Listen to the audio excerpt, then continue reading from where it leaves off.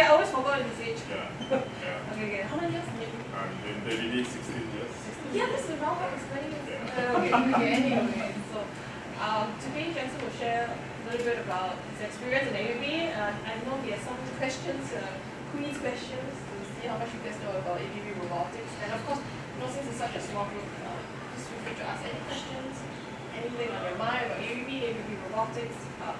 Actually, in our crowd, we also have Adrian, who is actually the seminar speaker for tomorrow. But if you want to ask anything about the conversation, please also come by tomorrow. Otherwise, you can help with ABB conversations in general. Yes, so.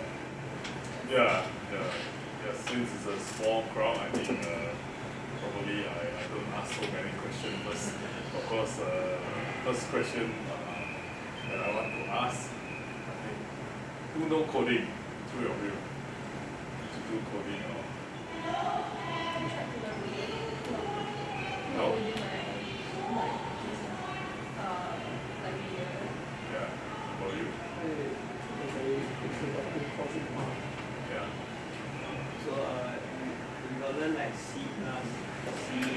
like very introductory, and Python.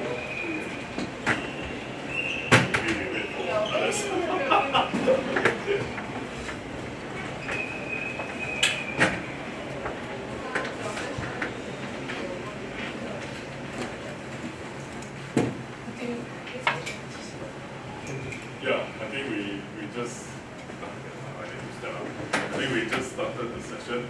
So yeah, my name is Jenson. I think Jill had introduced you.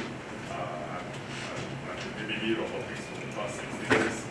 So my job is doing all the robotics thing in Singapore and regionally. Of course, just now I started my session with one question. I think maybe I need to start again with a question. I think in this room, if you know coding, you hands up.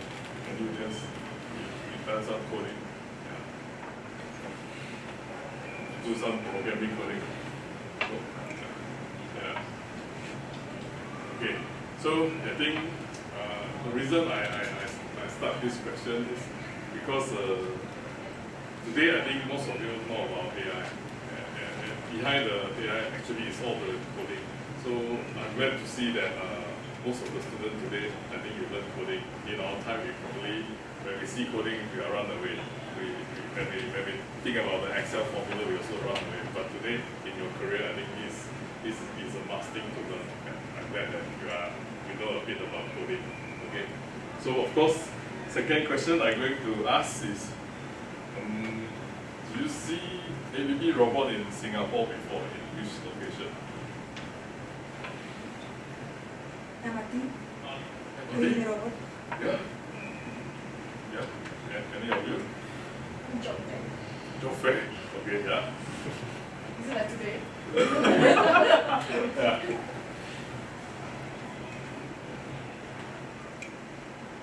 Go. Yes. University labs. Yeah, university lab. Yeah. Food fair. Okay, I think, yeah, of course, I think it's a very sexy work that you work in robotics. I think you're always proud. I think you join here, I think probably you know robotics. So, yeah, I mean, the history for ABB Robotics has been past 50 years.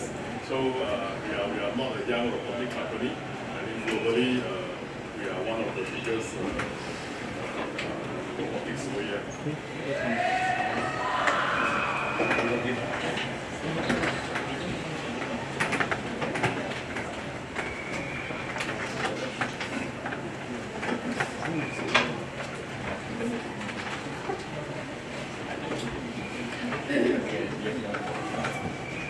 Okay?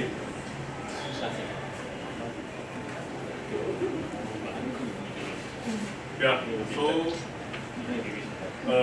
what is I think just now I asked my second question is any of you see where's ABB robot before? So I can tell you that probably in your life in Singapore, you meet the ABB robots before. So any of you went to Science Center before? Singapore Science Center? guess everybody, right? So I'm not sure you went to the screen performance. Yeah, that screen performance show is done by ABB Robotics. Any of you went to cruise ship? Cruise ship, all the cruise ship, right? So yes, in the cruise ship, there's also our robot in the industry.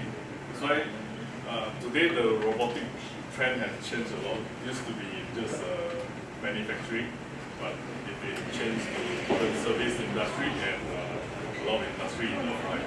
So this very excited career path that you can see.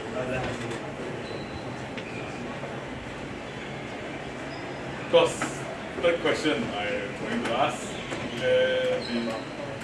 in this world, which country have the most robot that's used in the country? Japan. Bro.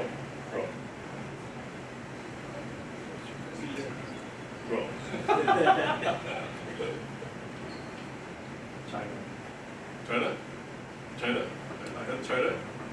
Yeah, yes, it's correct, it's China.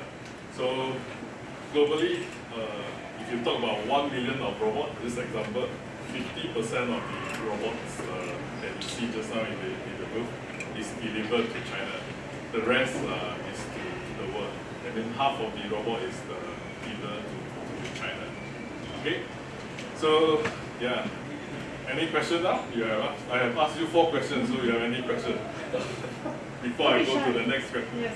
Any questions that you want to find, anything that you want to find out about the business, the things that we about do. ABB, about robotics, anything you want to ask. Or even as, what Jenson does day to day, how do they manage the expectations of the customers, how do they help the customers, resolve their issues or their challenges. Yeah, I feel think free it's to fine. ask. Okay, I have my last question to you. Okay, in our industry, in robot, we have a measurement of measure how many unit of robot installed in per square meter of land or something. We call it robot density. So you guys guess which country have the highest robot density in the world? Can you guess? China. Wrong. Japan. Wrong.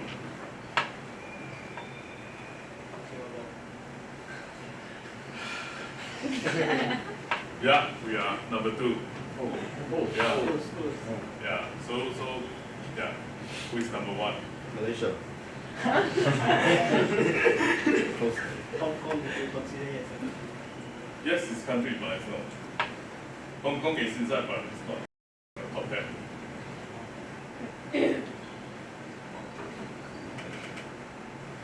Taiwan. No. No. South Korea. Yeah. What? Yes, South Korea is number 1. Singapore used to be number 1, but we become number 2 in the past 2 years. So this data is not by Jenson Ong. In robotics, we have a federation called International Federation of Robots. They calculate this data. You can Google it later. It's not by me or by ABB or by Jenson. It's all the manufacturing OEM brands that we combine and we share this data. So imagine if you want to join a career, imagine if we are the ranked 2nd highest in the world of the density. So every step you go, you probably can deal with robots. So if you ask me, the career perspective in robotics is pretty well in here. And of course, including AI background, AI technology today, robot is always integrate with AI, and always I think you will deal a lot with coding and to make things easy to use and everything. So yeah, this is the fun fact on robot markets. I think today, of course, you come. I think I share something that in the market is a real thing in the market. So yeah, we are proud as the highest density in the world, number 2. Small island, but we are highest. Of course, 50% of the art is in Asia. The robotics solution is delivered in Asia. And of course, if you talk about the growth rate, I think the projection for the next 10 years, every year is a double-digit growth. And the growth for robotics have been, the last 10 years have been double-digit growth. So when I started the career in ABB Singapore or the team, I think I'm the third person in the organization. So today, how many people we have grown, and you can guess maybe.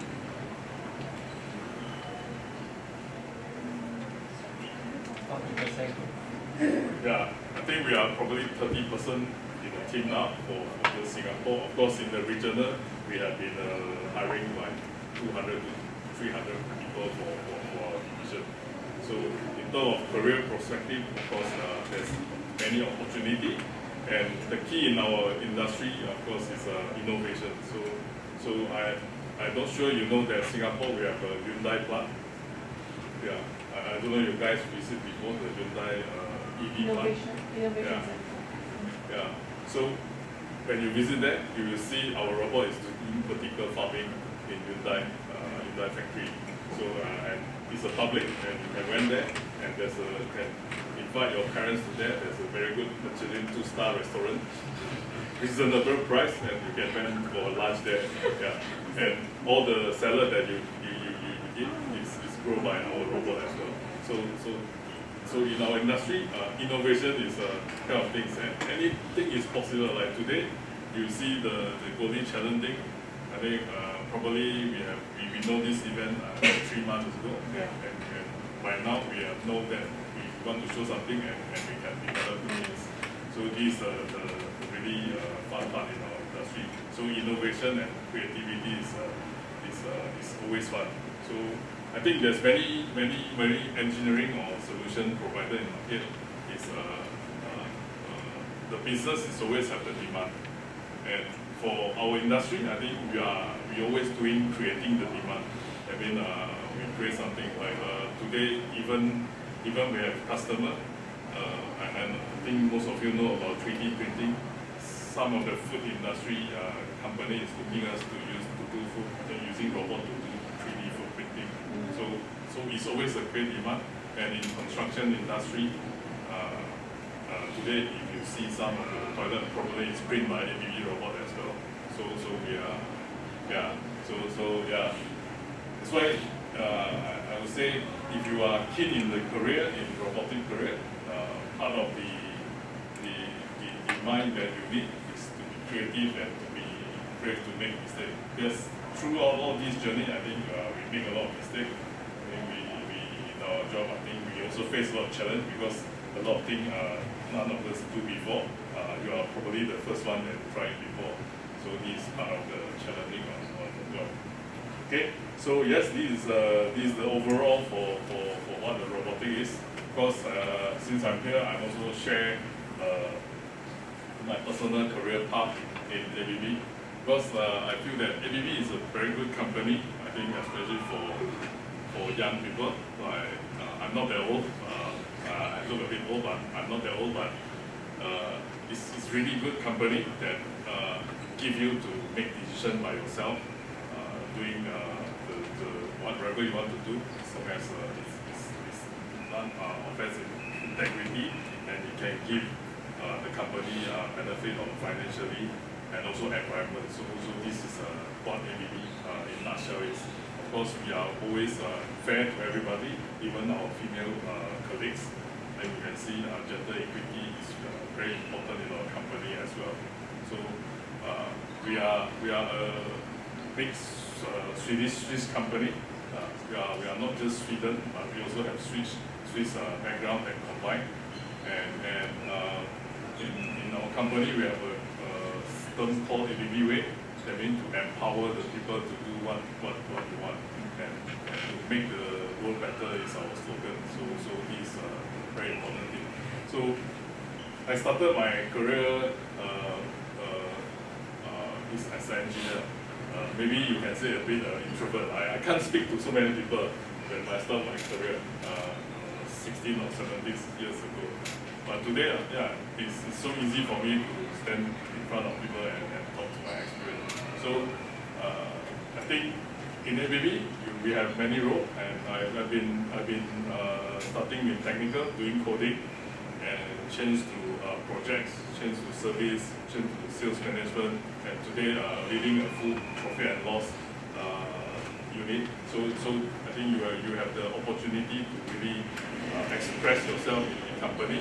And I know today a lot of people that it's hard to find that people to work in a company for a long time.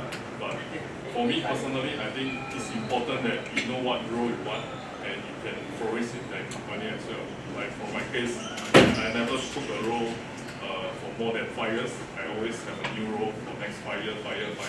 So when you're changing the role, it's very equivalent to start a new career.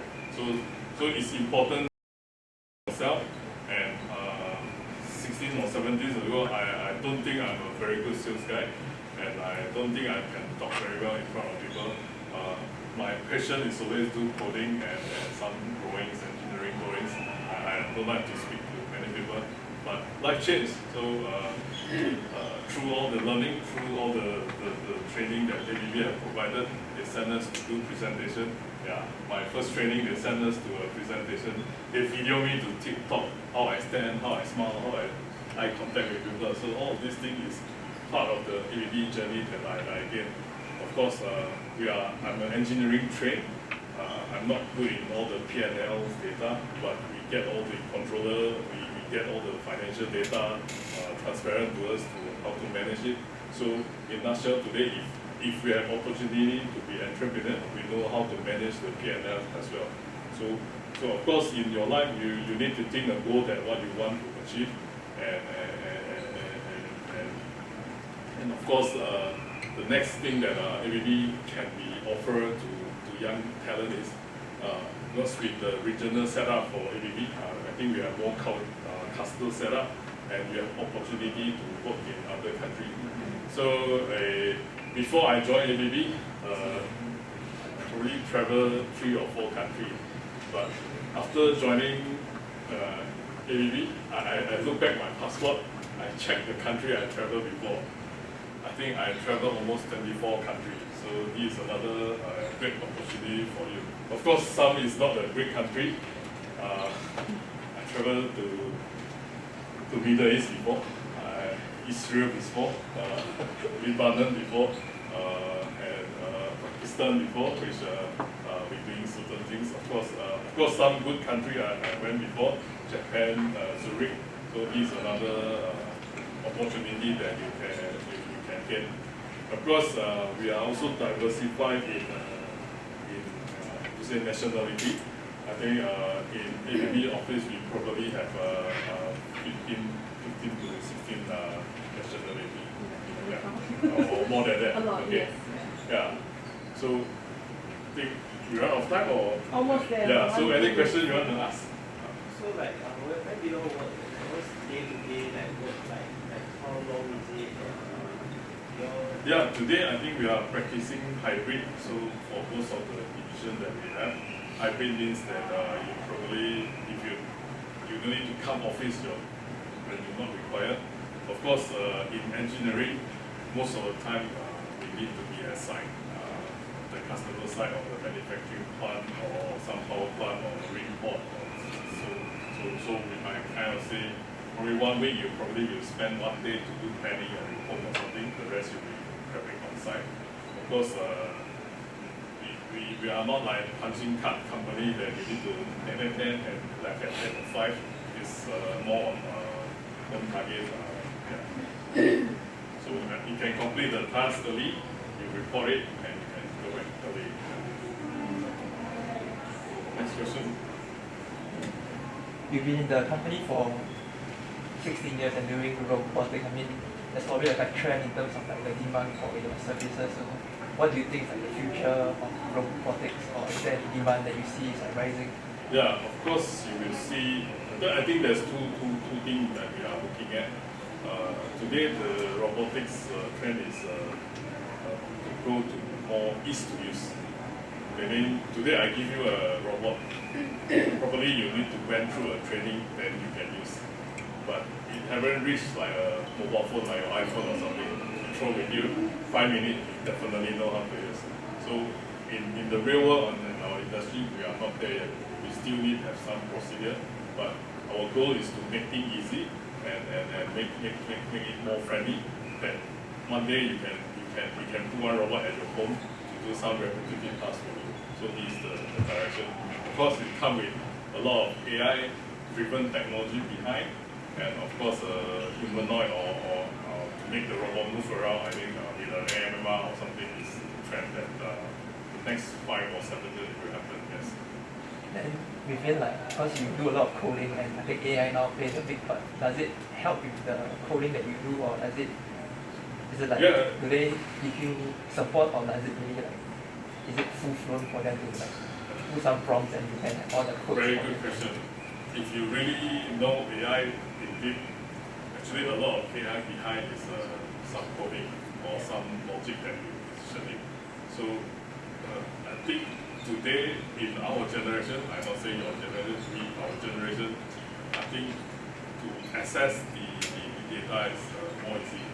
Of course, the learning module is not that established yet in the market. So how to create learning module is probably involve a bit of coding and the processing power of the PC or something. So it really helps when you know something behind, then you can use the processing power of the AI to replicate it, and you don't need to waste time to do your time. Or in nutshell, anything that humans don't like to do, it can be AI replaced. Like today, you're reading a file that used to be you need to hire a clerk to read it, but everything soft copy with some algorithm and AI, it really can solve the thing in 3 minutes. Yeah. Okay. I think we're running out of time. Well, if you have more questions and you want to, engage us in the conversation, we're just right there below our robot. Just come by and look for us. Thank you. Thank you for Okay, thank you.